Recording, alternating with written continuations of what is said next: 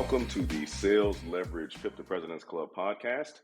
My name is Ryan Johns, founder and CEO of Sales Leverage. We started this podcast with the intent of re-educating the market on the most optimal ways to achieve sales and revenue success. Our guests consist of revenue leaders and individual contributors across sales, sales operations, marketing, business development, customer success, and even product engineering. All of these teams play a critical role in the overall success of the modern revenue org. We address the most pressing challenges and offer actionable solutions that simplify the complex sales process. So with me today, I have a super special guest, a guy that I have been eagerly awaiting to get on the show. I've got Eddie Reynolds. Eddie is the founder and CEO of Union Square Consulting, a fractional service for B2B SaaS companies. He's also the host of the RevOps Corner podcast and an executive member of Pavilion, a premier global community for B2B go-to-market leaders for over 100,000 members. So thank you, Eddie, for joining me today, man. Thanks for the kind words. Thanks for having me.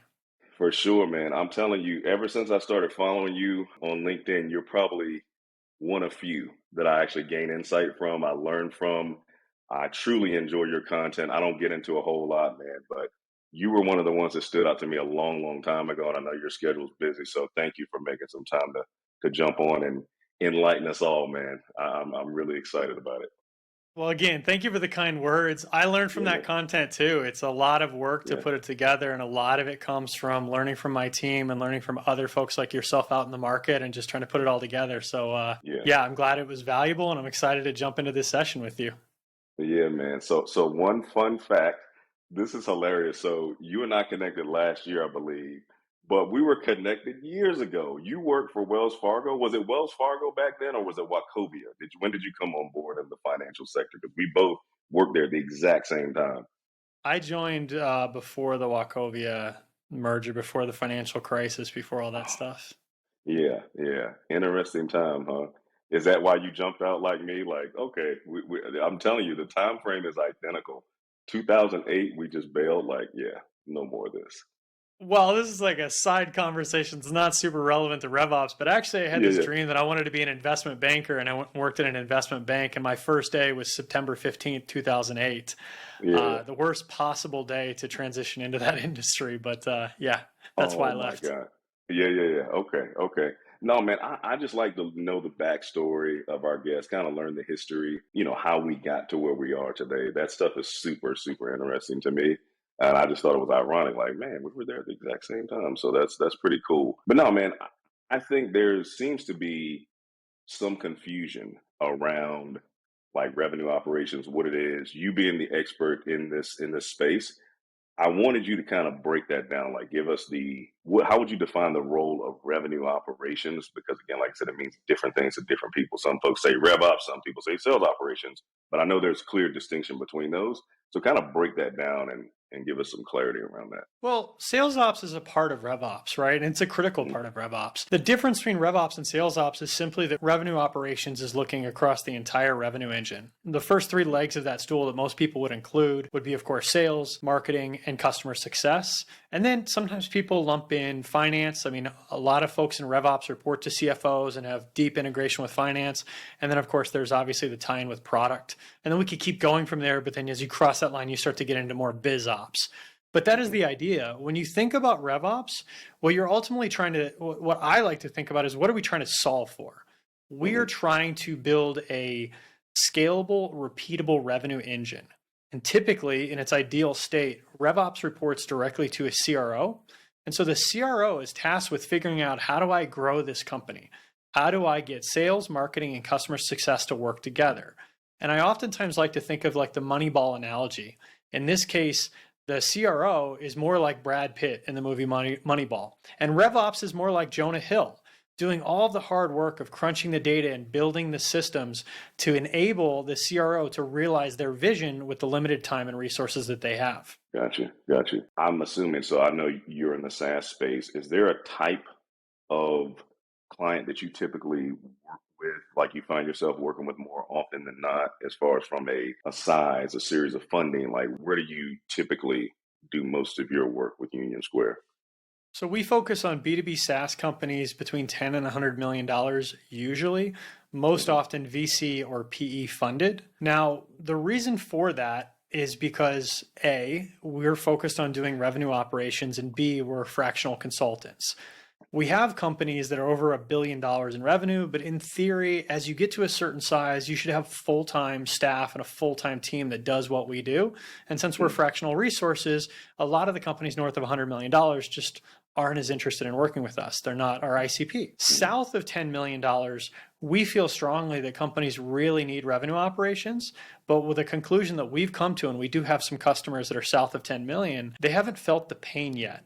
A lot of the times they're just focused on, we need to hire the next rep, we need to put out the next piece of marketing content, we need to generate the next lead and close the next deal. And they're not yet thinking about how they build a repeatable, predictable, scalable engine because they haven't hit the wall enough times yet. They haven't faced the pain of creating this messy system that doesn't work, and they don't see the money just pouring out of every part of the engine. And so it's harder for us to convince them that this is something that they should prioritize. Just like anything else, it's a lot easier to get somebody that's, at stage 4 cancer to take treatment seriously than somebody that is not yet sick. Yeah, 100%. It takes a little pain. Are there things that you guys are doing from is there like an audit or an analysis or anything you can do proactively to help show the customer what they can't see on their own? That's a big, big thing for me when you talk about consulting, like shining a light in areas that they don't even know to look.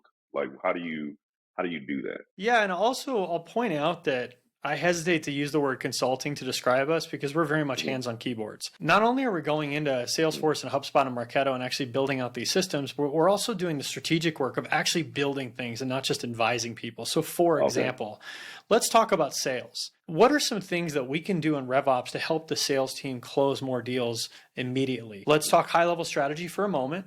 ICP and buyer personas. Are our salespeople targeting the right folks? Let's take this a step further and let's talk about territory planning. And I think there might be some question that you had layered into our prep sheet about, actually, I forget where your question was, but I had in mind thinking about the difference between what RevOps does and what the actual revenue team does. So let's take territory planning as an example.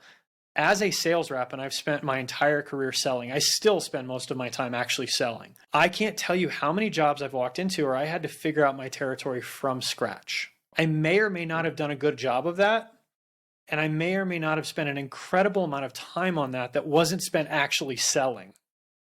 So think about having a RevOps team at your disposal to say, we're going to clearly define our ICP, our buyer personas. We're going to figure out the capacity of our reps, like how many accounts can they actually work if they follow all the steps in our sales process. And then what is the exact territory that they should have that is going to set them and the entire company up for success? That is RevOps work, and oftentimes that work is given to sales reps that don't know how to do a good job of that and really shouldn't be spending their time on that activity. Yeah. Do you find that that's with less mature organizations, or do you find that with larger firms as well still have that disconnect? And then you've got, because I think it was either in your podcast or an article or something that you were definitely talking about the repetitive work that sales shouldn't be spending their time on. Are you seeing that in a particular sector, or is this like all over the place? I think it's across the board. So I was an AE at Salesforce for 3 years, and we certainly saw a lot less of that. No company is perfect, of course. And so there were still lots of things that I had to do manually. And then when you think about a company of that size, there's lots of inefficiencies. It's hard to say, okay, like we're going to design this system for the enterprise team and this for mid-market and this for SMB. And of course they try to do that, but there's always going to be things that aren't perfect. But in a company like that, I mean, especially Salesforce, they have a really tight revenue operation. And I had come from being the first AE in a startup in the job prior to that. Obviously a night and day difference. In that job as the first AE in a startup, there were so many of these things that I had to do myself that took my time away from actually selling. And I also spent a lot of time calling the wrong prospects. I walk in the door at Salesforce and they just serve it up on a silver platter. They say, here are the customers within my segment, within the products that I was selling. Here are the customers that buy from us most. And here's your territory. And here's the industry code and SIC code that matches up to what customers buy the most of Salesforce. And then here's the filter criteria. So you can run a report and see within your territory the accounts that you want to target. Now, there's always the next step where you want to start researching accounts one account at a time and try to reprioritize. That's not something for RevOps to do. When it comes to account by account research, I think that's a really valuable use of time for sales reps. But you want to get them started and not have them start from a blank slate of like, okay, I'm just going to log into Zoom Info and just figure out who I'm going to download and start calling today. Yeah, yeah. How do you help companies? Because it sounds like you come in like early on, you can help design infrastructure start to finish. You build an entire RevOps infrastructure, you can optimize all those things. So, what's the starting point, man? And I don't know if I'm getting ahead to like the revenue pyramid that you mentioned or whatever, but like, what's the starting point when trying to lay the right foundation to build upon with a lot of these companies? Because I don't think, at least in my experience, it's still a challenge. It's something I struggle to describe because when people hear consulting, when people hear strategy, when people hear roadmap, it sounds like I'm wasting a lot of money on something that's not going to impact revenue. Yeah, And yeah. it is something that even I struggle with. I see the work that we do and I see the impact that it has, but for me to then articulate that back is something that's a constant work in process. And the more that I can share tangible examples, the more it makes sense. So what you're leading into is the revenue efficiency pyramid that I'm going to talk about in a moment. Mm-hmm. But let's go back to this territory exercise. We worked with Techstars. We still work with Techstars. And when they first brought us on, we're working with their revenue team. Now, if you're familiar with Techstars, they have an accelerator program. They invest a lot in Yep. startups. That's not Yep. what we were doing. They also have a team of folks that calls on JP Morgan, for example, and says, hey, would you like to sponsor this event or provide us with some kind of revenue in various forms in order to get access to the benefits we can offer, such as getting you in front of all these startups that could be the next billion-dollar companies. Mm-hmm. So very traditional sales process, and their new CRO, Ryan Spillane, at the time he was new, brought us in. And the first hypothesis that he had was, I don't think my reps are focused enough on the right accounts and the right process and activities for us to maximize our pipeline generation and close business. And we have a case study on our website walking through this. And one of the first things that we did was just to sit down with them and help map out territories and help get reps focused on the right accounts. Once that happened, they saw a dramatic improvement in pipeline generation just by simply having their reps focus the same energy on better accounts. Mm-hmm. I think every accelerator should be working with you guys because of the tactical layer that you offer. Because I've talked to companies or founders that have come out of accelerator programs, and it's almost like you just graduated college. You understand concept, you understand theory, but you don't really know how to apply it in real life.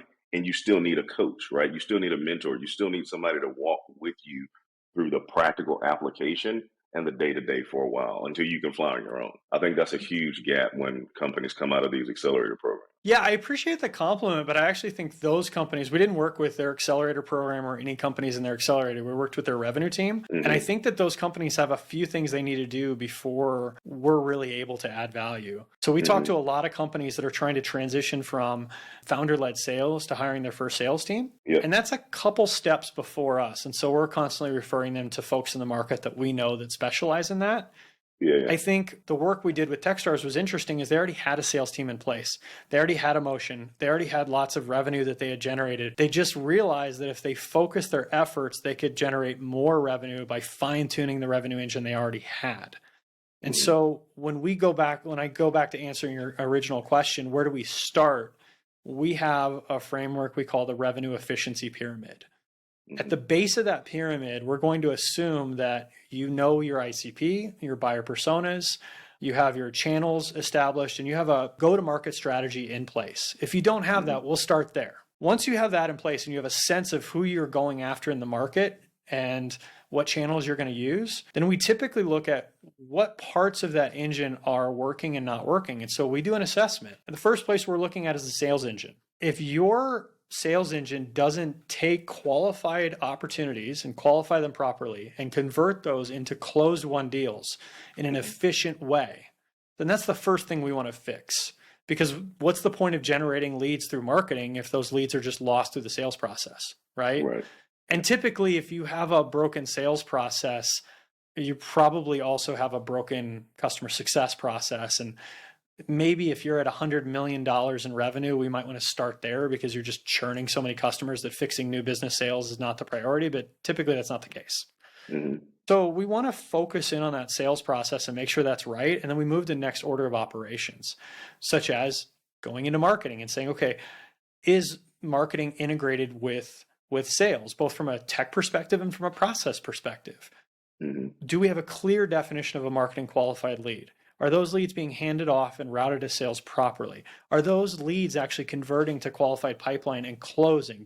Does marketing have the ability to see that so that they can generate the right leads? And does the marketing qualified lead definition reflect that?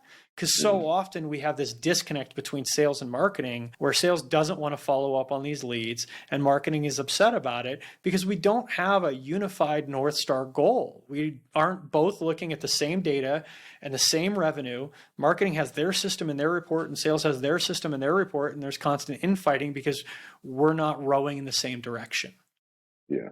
Yeah. That's a big one, man. I was looking at a few studies. I think there was one article in Forbes, one in Gartner.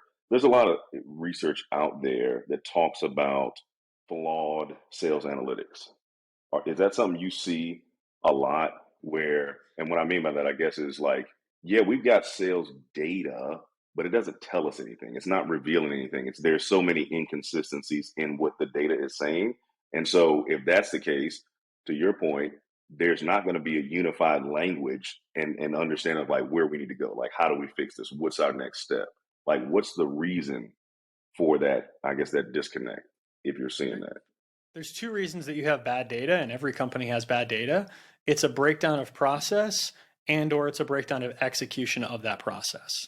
Mm-hmm. So let me expand on that. Let's say, for example, that we pull a pipeline report, and this is very common. And we say, hey, Mr. or Ms. VP of Sales, CRO, your close rate is 5%. You say, wow, that sounds really low. I don't think our close rate's 5%. Like, I know what's going on there. We've got our sales reps that are just throwing deals in there. They're not really qualified. When I look at the deals, we're actually closing about like 1 out of every 4, 1 out of every 5 deals. I can see it. I'm in those deals. Okay. Well, what that tells me is that we are not building a scalable, repeatable engine here. And you're coaching reps on a deal by deal basis, which is great. But what they're doing is they're taking deals and throwing that into the pipeline, and then they're probably wasting a lot of time chasing those deals. And so we're actually losing in multiple ways. We're losing sales time chasing deals that aren't going to close. We're losing sales time that could be spent prospecting. And we're also most likely losing potential deals we could close because we're not following the sales process properly and or there isn't a sales process. So if we define that sales process, what is the qualification criteria for a deal to enter pipeline? What is the entry criteria to go to stage 2, stage 3, stage 4, which tells us what are the actions that reps need to take in order to maximize their chance of closing a deal for as big a deal as possible, as quickly as possible. That's why we have sales process.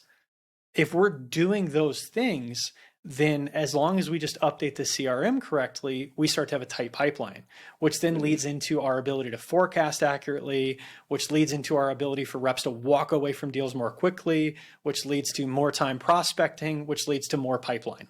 So I'm going to ask you a question, kind of a trick question in a way. I want to just get your take on this. So I've looked at a number of different sales processes, a number of different qualification criteria.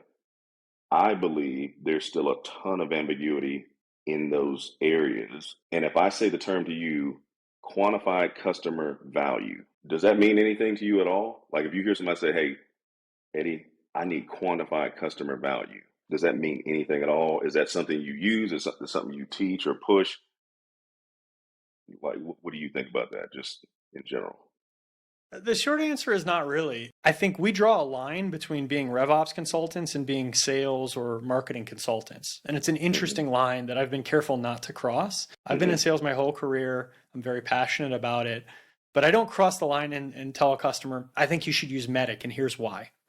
What's more important to me is also because the CRO we're working for already has a view on that. We're probably not going to change their view. What I'm more interested in is codifying that. How do we translate that into getting that process executed? And so when you talk about quantified customer value, I would ask, what does that mean to you as a sales leader? Hmm. And how does that work as a part of your sales process? Okay. So all right. When I say quantify customer value, the reason I push that piece is because even businesses that I'm finding are using Medic or whatever they're using, right? Medic, Medpic, whatever the framework is, Mm-hmm. it's still, I'm finding teams are still checking that box. So if I say to you, or if you're asking me, like, say we're going through, we're having a pipeline call, right? You're coaching me, you're leading me, or whatever, and you say, okay, tell me why this customer is going to do business with us. Tell me why this matters to them. Tell me what their need is, right? And I can go along this long 15, 20-minute diatribe around why I think that's the case, but it may not mean anything to you as a sales leader. But to me, I'm saying, and because I may be speaking to it from an emotional standpoint, oh, the customer wants this or they need that, and this is what they said, but it's not measurable, right? It's Well, not quantifiable. So there for me, it's like it's very subjective when you have that conversation, and it's still a moving target until you say, okay, the customer's value or impact they're looking for is this percentage increase, this percentage decrease. You know what I mean? Like there's something, because quantification to me is the universal language of business. So if it's not there, it seems very ambiguous to me. yeah, absolutely. I couldn't agree with you more. I think what you're talking about, though, is what I would consider more of a sales management or a sales practice concept. And Hmm. so when I think about this through the lens of operations, I'm not so much thinking about whether you're right or wrong or what the best way to do that is, thinking about how do we operationalize that. So Hmm. let's say, for example, that that's a field in Salesforce. And you talk about reps, quote unquote, checking the box. Well, the first thing I would want to do is, maybe it's not a box, maybe it's an open text field. And now, do we have a report to show every single deal that's at a certain stage that doesn't have that field filled out? And then, do Hmm. we have an actual management process where you, as the sales leader, are going to sit down with your reps and go through the pipeline and talk about quantified sales value? How do we make this into a process so that we can ensure our reps are doing this? Because I think what falls down is we go to a sales training seminar and we hear a concept like this and everybody gets really excited about it. And I've done this myself. I've had my CEO when I was the first AE in the company like hand me a book and he's like, go read this. It's like, okay, how do I put this into practice? Right? How do I actually make this part of my like muscle memory? And the difference I saw at Salesforce is when I went to Sandler sales training, whatever you may feel about that methodology, I didn't go to that training until 6 months into the job. And I already knew 90% of it because it was already embedded into our like daily operating flow. You couldn't not know it because it was literally sitting in there in the fields in Salesforce. And when you did a deal review with your manager or your SE or whomever, they're asking you the same questions that Sandler's talking about in training. Yeah, yeah. I like Sandler. I mean, I like most sales training programs out there. I think they're all good. I think the problem is the discipline to that framework or that teaching. You know what I mean? Like that falls through the cracks. We can go through Sandler, we can go through whatever it is, gap selling, doesn't matter what it is, but 3 months later, we abandon that practice.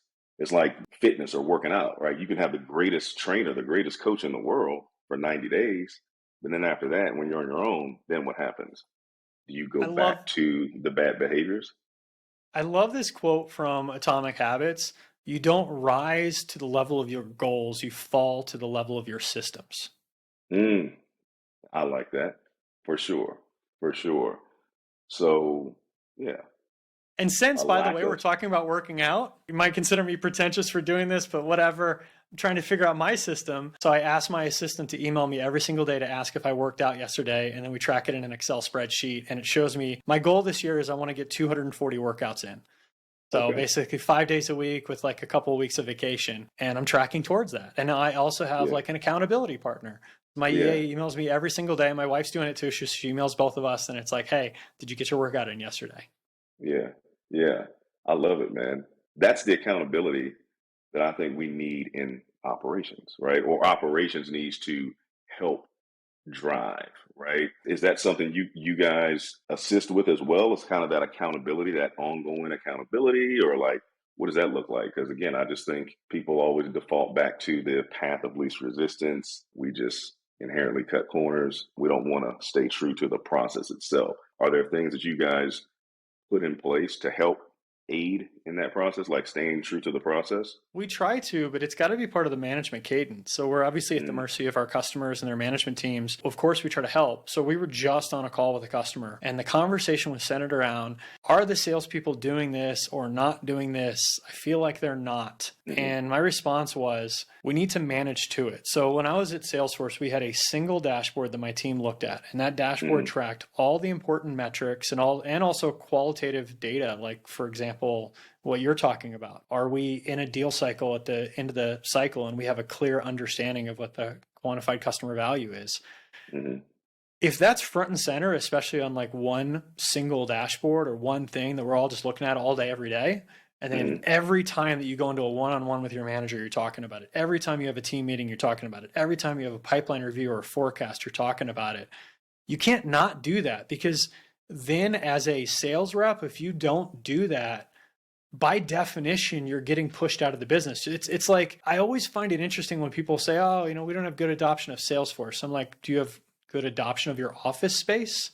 Like if you're like an on-site like team, do people just choose not to show up to work? And what do you do Yeah, when that happens? I've never had a job where I was expected to be into work every day and I just chose not to show up. Like that's a right. fireable offense.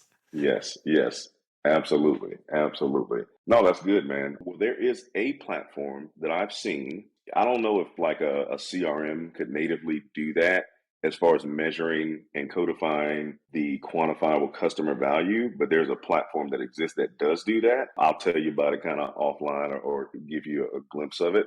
But I think it could be really, really interesting, man, because that's one of the things that I found, I would say over the last 15 years at least. Once sales teams learn to do that consistently, it's really, you forecast better. Like the forecast goes from like 40% to 70% accuracy because now you understand what the customer truly has in the game. What skin they really have in the game. And it's not some subjective relative, or I believe the customer wants this or I believe that. It's like, no, these are the things that matter to this persona.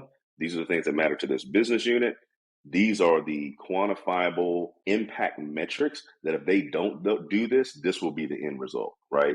So I even do it like using it in workflows and process, right? I show the difference between, hey, this is today's state. This is the measurable impact of how you're doing it today versus the future state of what we're proposing. so And let's talk hopefully through there's a that. big enough. Yeah.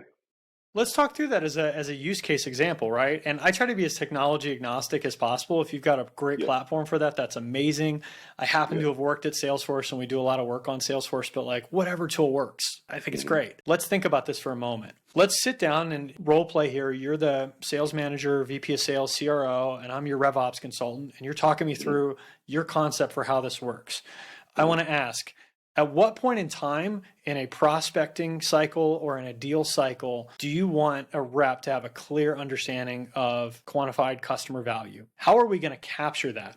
Is that a checkbox that they have it in their head and they check the box in Salesforce? Is that a Hmm. text field? Is that a 15-page document that they need to fill out? And we're going to check a box Hmm. in Salesforce or put the hyperlink to Google Docs or whatever external platform you're talking about here. What does it mean for a rep to have done that properly? Where do we track it? Okay, now let's take a step forward. We've got our single dashboard that our sales reps look at every day. How can I create a bar chart, a pie chart, a gauge, whatever in that Salesforce dashboard to show what percentage of accounts where this should have been done, it has been done, and then Hmm. where can I click to drill into the detail? Then I want to ask, okay, like what is the management cadence? Are you going to talk to reps in a one-on-one? Are you going to talk through this in the team sales meeting? When is this going to get brought up and how are they going to get constantly reminded of this? And then we cross a line where we go beyond process and data and we get into like the qualitative, like the stuff that salespeople and sales managers are great at, like talking Hmm. through a deal. For me, that could be a Word doc. I don't care. Hmm. But do Hmm. we have a process in place so that you and your reps are talking through those deals and those Word docs or whatever it is and going through it together and then you're educating them on how better to do that? 100%. Yeah. So I think to answer your first question, at what point or what juncture you start, it's from the first customer interaction. And the reason I say that is because I'm surprised at how many sales reps are trying to sell something to a prospect and they don't know the prospect's current process. They don't understand their today. They do a very bad job of capturing the today. So I can't say, hey, if you buy this solution or you buy this platform, we're going to increase your sales by 5x or your revenue by 5x or blah, blah, blah, whatever. How can you make that claim when you don't know what I do today? You know what I'm saying? It's like how would someone write a program, back to the exercise analogy? How can somebody write you a meal plan if they don't know what you're eating today? You know what I'm saying? How can they write you a workout plan if they don't know where you are today? What are the good habits, the bad habits, the challenges? That's where a lot of this falls off the rails, is because they're not doing a good enough job of understanding their customers today. And I always tell people, every business has processes. Every business has workflows. I don't care if you're nonprofit, for profit, whatever. There is a huge, when we're talking efficiency, right? It's dealing with process improvement. There's a huge opportunity cost associated with customer workflows. Understanding that customer's workflow and being able to measure that at every stage. That's the first step of quantification. I couldn't agree more, but if you'll allow me to get on a soapbox for a moment, one of the biggest challenges that I have here is when you've got a sales rep that's picking up the phone and they're calling on a shoe manufacturer. And then they pop off the phone, and the next they're talking to a machine shop. And then the next they're talking to an advertising agency. And the next they're calling a venture capital firm. Mm-hmm. I don't understand. And keep in mind, like, I've only sold to a handful of industries in my entire career, with the exception of working at Salesforce, where I covered 2 or 3 key industries and then like 75 others that I never understood. I don't understand how you do that. Like, You I can. call. Yeah. I had a customer that I was trying to work that had like, they did like commercial HVAC installation. And it's like, okay, I'm going to go spend, it was a potentially decent sized deal. And I'm like, okay, I'm going to go spend an hour poking around trying to understand commercial HVAC. Whereas on the flip side, I've been exposed to venture capital and private equity for the last 20 years. I still sell through private equity and venture capital firms. Mm-hmm. So it's like I've got 20 years of compound interest of understanding to do what you're talking about doing. Yeah, for sure. But that's the point.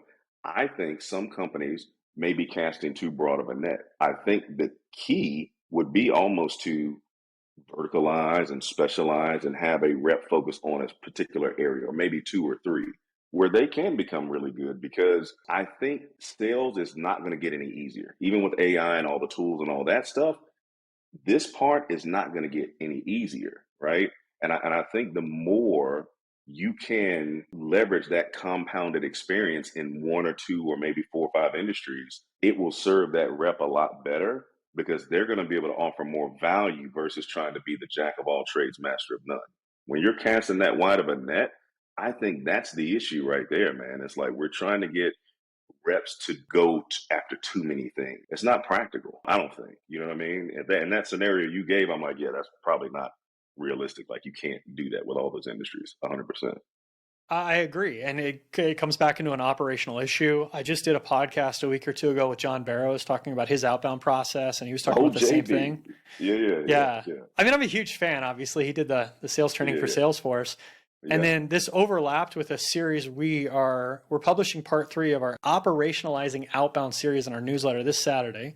Part 1 and 2 are already released. And we talked about that. We talked about the concept of, we can create a segment for one type of company. Let's use my example of like venture capital and one type of buyer persona. Okay, we're going to go to the managing partner of the venture capital firm. All right. And then let's say that we'll have another persona, the CFO/COO. These are small companies, so a lot of times that's the same person. And then let's say our second vertical would be, let's stick with finance, and let's say investment banking. And we're going to go after the same idea, the managing partner and the COO/CFO. All right, well, now we have 2 personas and 2 types of companies that are very specific. How difficult is it going to be for me as a rep? And maybe like, and by the way, Salesforce hires a bunch of people to do exactly what I'm talking about, and they were selling like copy machines like 3 months ago. So like, man, I sympathize with like that uphill like learning curve. But how much easier would it be if that's all they have to focus on? For sure. I think AI makes some of this easier, right? Because just inherently how it's designed and what it does, bringing massive information, aggregating that information and making sense out of it, it can help. But I mean, to your point, man, I just think a lot of companies, even, consulting firms or whatever, they're not niche enough. They're too broad. right? They And when you are, and ask you them don't about even their, have to be that niche. Like, let me yeah, flip the script here. As a buyer, I am the CEO of a small professional services company. Do you know how many people fit that description? I can tell you it's probably somewhere between 10 and 15 million people in this country alone. yeah, yeah, yeah, And if I never get these emails, if I just got an email that said, as the CEO of a small professional services company, bonus points if you can gather that we sell an expensive professional service, like that alone, you've got my attention. Like you might actually understand my business if you know just that much about me. yeah, yeah. I just think that there's a huge, not just knowledge gap. I think there's, yeah, definitely a knowledge gap, a persona knowledge gap. And yeah, I think we're going too, companies are going too broad. Going back to the efficiency piece, because that's when you really start speaking my language. I think companies wait too late to start thinking about efficiency, removing or eliminating wasted effort, removing or eliminating wasted resource and motion. And so, like you said, they hit a wall. What do you show them? Like, what do you give them to say, hey, this is your efficiency score or your magic number, whatever it is, right? You get into like the efficiency pyramid. And again, share as much as you want. I mean, I'm not saying give away your secret sauce or anything like that, but is there like a couple of key metrics that are efficiency focused? Because I think folks confuse efficiency with speed. Like they're not the same. Efficiency and speed are not the same metric. I think the challenge is, at least for us, I mean, we are by definition working with companies that don't have perfect revenue operations. So Mm, take the company that has this like amazing RevOps leader and they've got the perfect data and toss them aside. We're not working with those folks. We're going into companies that are like the 99% and they do not have good data. So we don't have the luxury of saying we're going to just go in and analyze every aspect of your entire revenue funnel and we're going to give you this perfect insight. It's usually chicken and the egg. It's usually a function of, as I mentioned, they don't have a defined process. People are not executing that process. People are not tracking that data in their tools. And so therefore we can't measure it. So what we have to do is we have to prioritize, like, which part of the engine do we want to fix what I just mentioned first? Do we mhm. want to fix the sales process? Do we want to fix the outbound process? Do we want to fix the inbound process, or the expansion or retention process or onboarding process? And that's when we have to drill in and we have to set clear goals. And we have to say, okay, we want to get a 30% close rate and we want to have a sales cycle of 60 days. We can see our past data and we can make some estimate as to like what we need to do to get there. And here is the process that we're going to build, the workflow, the reports, the dashboards, the management cadence that we're going to build out in order to achieve that goal. Gotcha. And but you're saying most of these companies or all of these companies already realize this is broken, like something is broken. They already know that, right? That's why they're bringing you in. Yeah, that's why they're hiring us. The ones that aren't hiring us don't realize that yet. Hmm. And they're struggling with the concept of like, wow, do we spend money on this? And I'm not trying to pitch our services. I mean, you could also hire people full time to do what we do. But the Yeah, competition is like, hey, do I spend full time employees 200, 300, 400, 500 grand a year? Or do I go hire hmm, another sales rep or two or three? And the challenge that you have is that like, if you have a broken system and you just throw yet another sales rep in there, it's hard to see if they're performing or not, minus actually closing deals. So it takes a lot longer to figure out whether a rep's working or not. yeah, And it's also hard to figure out why it's not working. Are they calling the wrong accounts? Are they not making enough calls? Are they not booking enough meetings? Are they not building enough pipeline? Like, how do I know if a rep's building enough pipeline if we don't have a clear definition of what it means to have pipeline? for sure. And true pipeline, not fluff pipeline, right? True pipeline. But what is true pipeline? If we haven't defined that, and then we go to a rep and we say, hey, Joe, you're not building enough pipeline. Guess what? Hmm. Tomorrow, Joe will have enough pipeline. Yeah, yeah, yeah. Because he's gonna. Yeah, I got you, got you. I know we were talking about earlier in the call the disconnect between sales, marketing, sometimes CS. Like, I guess what's the pathway to creating unified language, unified perspective, bringing those teams that are still siloed to this day? Which I'm like, why does this still happen? But like, is there something that you've been able to pinpoint to say, hey, in 2024? Every revenue org needs to do this internally to create that unified perspective. Short answer is it's RevOps, not to pitch my Okay. own book here. But what it Hey, comes man. down to is you have to create a clear North Star. And typically Yeah. that's revenue. And even within revenue, like what is revenue? Do we have a clear definition for what that Yeah. means? Are we using ARR, ACV? Like, are we clear on that, right? Okay, Yeah. now let's start to define things throughout the cycle. What does it mean to have a sales qualified opportunity? Does everybody agree on that? Or does marketing have one definition and sales has another? Does marketing have one report of the pipeline they generated and sales has another report? What is our definition of a marketing qualified lead? Do we all agree on it, right? And there's a lot of controversy around MQLs, and I have even personally done tons of like content like this where we've said that the MQL is meaningless and it's dead. But let's say that we're going to use an MQL. To me, what an MQL is it is a lead. And by the way, I don't even actually believe in this workflow. There's a different way to approach this, but let's just use this like standard workflow. An MQL to me is we are going to pass this lead off to sales with the expectation that they follow up on it. Well, we have to have clear alignment between the sales team and the marketing team that that definition is worthy of follow-up. And if we're not aligned on that, then we're going to have problems. Just like full stop. Yeah. Yeah, for sure. So everyone that's listening, you need to have a RevOps organizational RevOps resource because you guys, you're the glue. Like you're the glue that pulls all that together. You bridge the gap, right? There's studies I've seen, man, where this is like $1 trillion gap that needs to be bridged globally. Just aligning on the right perception, right? Aligning on the right language, aligning on the right behaviors. Hopefully companies start to understand that and get it. There's definitely some other things I want to talk with you about offline because I love stuff like this and I know we're kind of short on time. But what's aside from, and maybe this is it, aside from creating a RevOps or hiring a RevOps function, what's some advice you would give to a founder, senior leader, maybe looking to optimize revenue ops? So maybe they already have RevOps in some form or fashion. What do they need to do to optimize that within their organization? Yeah, well, first let me just say RevOps is like HR or a CRM. Like every company has it, even if you don't. Like you don't have Salesforce, you're doing everything in Excel or a whiteboard. That's your CRM, Yeah, right? yeah, yeah, You don't have yeah, anybody yeah, in RevOps. Well, then that's your VP of sales or your yeah. CEO. Everybody has this. And I am not saying that like with $500,000 of revenue, you should go out and hire a $300,000 a year VP of RevOps. By no means am I saying that. What I would say is do less. So if you can't afford to have this person come in and coordinate all these moving parts, don't have as many moving parts. We Yeah. published a newsletter on this a while back. You shouldn't have two go-to-market motions that don't work, right? So like if you have one go-to-market motion that doesn't work, either kill it or make it work before you go and add another go-to-market motion. So we're using this concept of like marketing and sales. You don't have to be an expert in RevOps to do what I was talking about. Just simply sit down. Let's say that you're the CEO. You don't even have a sales leader. You've got some marketing, some sales, which by the way, this begs the question. You're still spending a lot of money on marketing and sales at this point.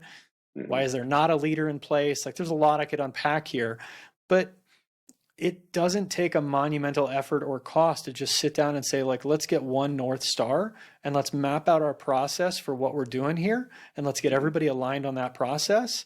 And then, hey, like, let's go set up Salesforce and HubSpot and you can hire us to do that. Or you could hire folks in India to do that for, hundreds or like low thousands of dollars. I wouldn't recommend that, but there's always an option. You can find somebody in your office to like set this up themselves. I mean, I literally did that myself like 12 years ago. That's how I learned some of this stuff. But if you're like, hey, like I did a podcast with Renee Cohen at Norwest Venture Partners, and they did a study of their portfolio, and they found that if I think it was their portfolio, I don't want to misquote this. The average company with $10 million in revenue is spending $7.7 million on their sales and marketing team alone. So I really want to like posit a challenge here that if you're going to spend $7.7 million on something, doesn't it behoove you to make sure that you've mapped out the moving parts and they're all coordinated and working together towards the same North Star? Right. Absolutely. Absolutely, man. Wow. See, that number, when you quantified that, it hit differently with me. When you just said that, this is what they spend. Yeah. It has a I got to different, work on my own marketing and it positioning. has a different tone, man. I'm telling you, man, that's huge. That would get my attention. That would totally get my attention, man. Well, listen, I definitely appreciate you coming on, sharing knowledge. There's so much more I want to ask you. Maybe we'll do another session, man, but there's just a lot that I'm passionate about this stuff. And again, I really appreciate your contribution to this entire ecosystem, all the work you're doing.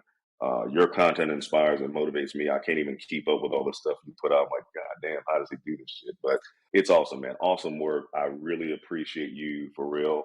This will be in the description, of course, everyone. In the description, it'll be in the comments. But tell folks where to find you, where to follow your content, Union Square Consulting, all that. Like, just give our listeners, the audio only folks. Yeah, absolutely. So we have the RevOps Corner podcast. You can find it on our website or Apple or Spotify. We have the RevOps Weekly newsletter that you can find on our website. You can subscribe to it, or you can go get it on our website every week without subscribing. And you can see me, Eddie Reynolds, on LinkedIn posting every single day. Every day. This guy does not miss. So, man. But yeah, thank you everybody for tuning in. Please take a moment to subscribe and like the channel so you can receive alerts for future episodes. Also follow us on all of our platforms. We're pretty much everywhere for any transformative insights and tactics that will give you the leverage to win more deals and maximize your revenue while doing it. Take care, everyone. Have a great, great day.